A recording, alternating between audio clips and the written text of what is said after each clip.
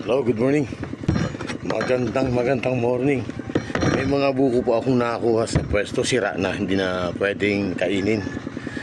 Tatanggalin ko na sa aking mga ito sa shell kasi pag natuyo ito pwedeng panggatong eh.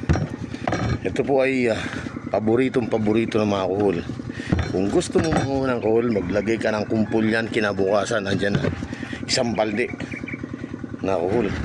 Magkatabi-tabi sila, kinakain nila itong niyog. Favorite nila to. Sa Bicol, ito ang pinapanghuli ko sa hipon, yung malalaking hipon.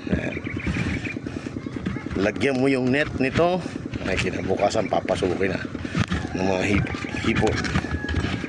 Ay kung gusto mong patagalin, pati igat may papasok. Bakit? Yung igat, paborito yung hipon. Ayan. Namimiss ko yung Bicol kasi mahilig ako sa fishing,